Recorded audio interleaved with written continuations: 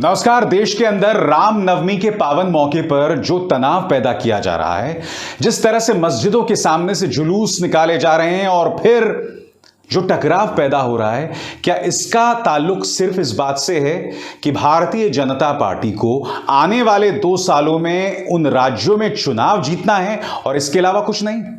यह मैं नहीं कह रहा हूं दोस्तों, यह इशारा किसी और ने नहीं बल्कि उत्तर प्रदेश के मुख्यमंत्री आदित्यनाथ ने किया है। मैं चाहूंगा आप ध्यान से सुने उन्होंने क्या बात कही है। उन्होंने एक मंच से कही कि उत्तर प्रदेश के अंदर रामनवमी को लेकर कई जुलूस निकले मगर तू मैं तक नहीं हुई। वो अपनी तारीफ कर रहे थे मगर कहीं ना कहीं उन्होंने गुजरात के मुख्यमंत्री, मध्य प्रदेश के मुख्यमंत्री, इन तमाम लोगों की पोल खोलकर रख दी है, सवालिया निशान लगा दिया। दोस्तों, सबसे पहले मैं चाहूंगा आप सुने मुख्यमंत्री आदित्यनाथ क्या कह रहे हैं। अभी परसों रामनवमी की तिथि थी। 25 करोड़ की आबादी यूपी में रहती है। 800 स्थानों पे रामनवमी के शोभा यात्रा थी, जुलूस भी थे और साथ साथ इस समय रमजान का महीना चल रहा है, रोजा अफ्तार के भी कार्यक्रम रहे होंगे। कहीं भी कोई तू मैं नहीं हुई। दंगे फसाद की बात तो दूर है। ये उत्तर प्रदेश की विकास की नई सोच को प्रदर्शित कर रहा है कि अब दंगा फसाद के लिए कोई जगह नहीं, अराजकता के लिए, गुंडागिर्दी के लिए, अफवाह के लिए कोई जगह नहीं है। उत्तर प्रदेश ने रामनवमी के अवसर पर मर्यादा पुरुषोत्तम भगवान श्री राम की पावन जयंती के अवसर पर यह साबित किया है। अब आपको इस सवाल का जवाब देना होगा कि उत्तर प्रदेश में वाकई रामनवमी को लेकर तनाव क्यों नहीं हो रहा है, और उसका सीधा और सरल जवाब आपके पास है। इस तारीख पर गौर कीजिए, 10 मार्च, वो तारीख जब उत्तर प्रदेश के चुनावी नतीजे आए थे, वो तारीख जिसमें उत्तर प्रदेश के अंदर भारतीय जनता पार्टी को छप्पर फाड़ जीत मिली थी और विपक्ष को पूरी तरह से रौंद दिया था। अब जाहिर सी बात है, उत्तर प्रदेश के अंदर नए सिरे से तनाव पैदा करने की जरूरत नहीं है क्योंकि यहां तो चुनावों में जीत मिल गई है। इसलिए तनाव कहां कहां पैदा किया जा रहा है, उन राज्यों पर गौर कीजिए। मध्य प्रदेश, यहां 2023 में चुनाव है मगर अभी 2 साल हैं, मगर आपको गौर करना पड़ेगा कि यह शख्स शिवराज सिंह चौहान किन चुनौतियों का सामना कर रहा है। न सिर्फ 2023 के चुनाव, बल्कि आपको यह नहीं भूलना चाहिए कि मामा इस वक्त सत्ता में चोर दरवाजे के रास्ते मुख्यमंत्री पद पर बैठे हैं, क्योंकि आपको याद होगा 2018 में जनता ने कांग्रेस को सत्ता में बिठाया था, मगर फिर ये मान्यवर आते हैं यानी कि ज्योतिरादित्य सिंधिया और चोर दरवाजे से शिवराज सिंह चौहान दोबारा मुख्यमंत्री बन जाते हैं। अब मुख्यमंत्री तो बन जाते हैं मगर उन्हें चुनौती मिलने लगती है पार्टी के अंदर कई उग्र नेताओं से। नरोत्तम मिश्र, गृह मंत्री, जो आए दिन किसी ना किसी पर पाबंदी लगाते रहते हैं, भड़काऊ बयान देते रहते हैं। ऊपर से शिवराज सिंह चौहान के सामने प्रेरणा स्रोत के तौर पर खुद मुख्यमंत्री आदित्यनाथ थे और उन्होंने मुख्यमंत्री आदित्यनाथ के बुलडोजर अंदाज को चुराकर अब खुद को बुलडोजर मामा बतलाना शुरू कर दिया है। यानी कि हमारे राजनेता ओरिजिनल सोच का इस्तेमाल नहीं कर सकते, अपनी निजी सोच का इस्तेमाल नहीं कर सकते, इधर उधर से नकल करते हैं। और इन्होंने किससे नकल की? इन्होंने नकल की मुख्यमंत्री आदित्यनाथ से। यानी कि एक तरफ चुनौती 2023 में होने वाले चुनावों की, दूसरी तरफ पार्टी के अंदर कई नेता उन्हें घेर रहे थे, लिहाजा शिवराज सिंह चौहान को खुद को एक कट्टर बुलडोजर मामा के तौर पर स्थापित करना था। यही वजह है कि मध्य प्रदेश में बवाल हुआ। अब रुख करते हैं गुजरात का। गुजरात में भी लगातार तस्वीरें सामने उभर कर आ रही हैं। आप देख सकते हैं यहां पर भी एक मस्जिद के सामने युवा खड़े होकर नाच रहा है, चीखे मार रहा है और मस्जिद में लोग खड़े हुए हैं। गुजरात में भी जो है टकराव हुआ।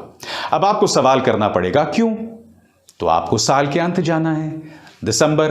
क्या आप जानते हैं कि दिसंबर को गुजरात, हिमाचल में चुनाव होने हैं, यानी कि गुजरात में भी तापमान बढ़ाया जाए। उत्तर प्रदेश में इसलिए टकराव नहीं हो रहा है क्योंकि वहां चुनाव खत्म हो गया है। मध्य प्रदेश में 2 साल बाद चुनाव है और इसी साल में कहां चुनाव है? इसी साल में गुजरात में चुनाव है। अब गौर कीजिए कर्नाटक में। कर्नाटक में सबसे पहले वो लोग येदियुरप्पा को मुख्यमंत्री के तौर पर हटाते हैं। कौन येदियुरप्पा? वो येदियुरप्पा जो कि हिंदुओं और मुसलमानों में भाईचारे में विश्वास करते हैं, उन्हें पद से हटा दिया जाता है। हाल ही में उन्होंने बयान भी दिया था, जो आपको मैंने अपने मंच पर सुनाया था, कि वो कह रहे थे कि एक अरसे से हिंदू और मुस्लिम सुख शांति से रह रहे थे, मगर उनमें जानबूझकर दरार पैदा करने का प्रयास किया जा रहा है। ये इनका बयान था, इन्हें पद से ही हटा दिया गया। फिर आप क्या देख रहे हैं कर्नाटक में? पहले हिजाब को लेकर एक विवाद खड़ा किया गया, उसके बाद मुसलमानों का आर्थिक बहिष्कार किया खुद सरकार ने 2002 के कानून का हवाला देकर, जो पिछले कुछ दिनों से इनएक्टिव था। नतीजा यह हुआ कि मंदिरों के आसपास मुसलमान जो हैं अब अपनी दुकान नहीं लगा सकते, बिक्री नहीं कर सकते। आपको धारवाड़ की वो तस्वीर याद होगी दोस्तों। धारवाड़ के अंदर देखिए किस तरह से इस मुसलमान के ठेले को गिरा दिया गया, उसके तमाम तरबूजों को जमीन पर श्री राम सेना के अधिकारियों ने फेंक दिया। आप जानते हैं कर्नाटक में भी चुनाव होने वाला है। कर्नाटक के अंदर भारतीय जनता पार्टी की हालत पतली है, तो सत्ता का रास्ता कहां से होकर जाता है? सत्ता का रास्ता धार्मिक ध्रुवीकरण यानी कि रिलीजियस पोलराइजेशन के रास्ते से होकर जाता है। मैंने आपको लगातार मिसालें दी दोस्तों। अब राजस्थान का रुख करते हैं। राजस्थान में भी कई जगहों पर दंगे हो रहे हैं। अब आपको समझना पड़ेगा, यहां भी 2023 में चुनाव है और राजस्थान आदर्श जमीन है सांप्रदायिक तनाव पैदा करने के लिए, और उसमें काफी हद तक गलती मान्यवर अशोक गहलोत की भी है, क्योंकि अशोक गहलोत कई ऐसी संस्थाओं को बढ़ावा दे रहे हैं, मसलन PFI, और इसको लेकर कई वोटर्स नाराज चल रहे हैं। और यहां पर भारतीय जनता पार्टी को क्या दिखाई दिया?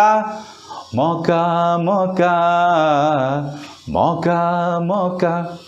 तो राजस्थान में भी उनको मौका दिखाई दिया, और आप देख रहे हैं राजस्थान में भी कई जगहों पर इसी तरह से टकराव हो रहा है, सांप्रदायिक उन्माद फैला हुआ है। तो आपको मैंने बाकायदे एक एक करके मिसाल दिखाई, जहां पर चुनाव होने हैं या जहां भारतीय जनता पार्टी को लग रहा है कि उसकी हालत पतली है, तो सांप्रदायिक तनाव पैदा कर दो। फिर आप कहेंगे कि भाई पश्चिम बंगाल में क्यों हो रहा है? पश्चिम बंगाल में तो हाल में चुनाव हो गए। तो पश्चिम बंगाल वो फल है जो भारतीय जनता पार्टी ने अपनी जेब में रख लिया था, मगर ममता बनर्जी ने उनकी जेब से निकाल दिया और चुनावों में जीत हासिल कर ली। पश्चिम बंगाल भारतीय जनता पार्टी के लिए एक जख्म जैसा है। यही वजह है कि वहां पर भी रामनवमी को लेकर टकराव हुआ, वहां पर भी हालात जो हैं बद से बदतर किए जा रहे हैं। अब हम रुख करते हैं बिहार का। बिहार में भी चुनाव हो चुके थे 2 साल पहले, तो फिर यहां तनाव क्यों हो रहा है? क्योंकि यहां पर चुनौती किसी और को नहीं, बल्कि इस शख्स को भारतीय जनता पार्टी दे रही है, यानी कि नीतीश कुमार। नीतीश कुमार ने मानो हाथ खड़े कर दिए हैं। भारतीय जनता पार्टी और उनका जो प्रचार तंत्र है, उनके नेता पूरी तरह से बिहार की संस्कृति, बिहार की सोच को रौंद रहे हैं।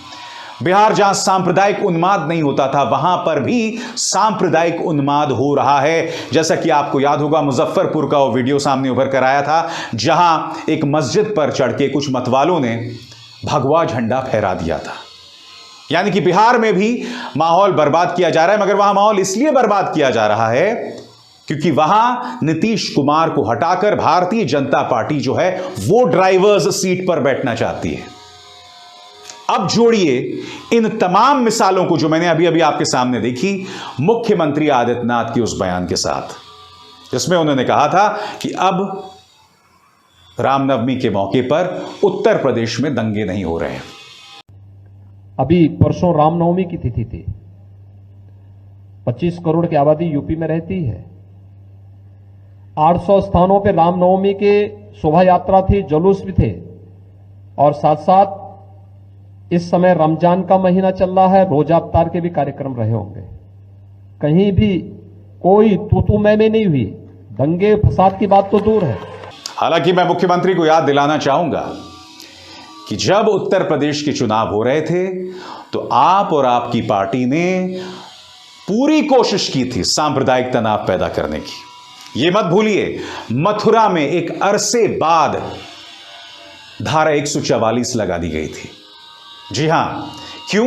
क्योंकि वहां पर कुछ कट्टरवादी संस्था जो हैं मस्जिद के अंदर भगवान श्री कृष्ण की मूर्तियां स्थापित करना चाहते थे। खुद मुख्यमंत्री आदित्यनाथ भड़काऊ बयान दे रहे थे कि यह चुनाव 80 बनाम 20% के बीच है, यानी हिंदू बनाम मुस्लिम। तो इन्होंने भी कोई कसर नहीं छोड़ी थी चुनावों के दौरान, और अब वही देख रहे हैं आप तमाम राज्यों में। मगर ये नहीं समझ पा रहे हैं कि सबकी एक लिमिट होती है। आप हमारे समाज को दंगों की तरफ ढकेल रहे हो, और अगर ऐसी कोई बड़ी घटना हो गई तो इतिहास बीजेपी और उसके नेताओं को कभी माफ नहीं करेगी। नमस्कार।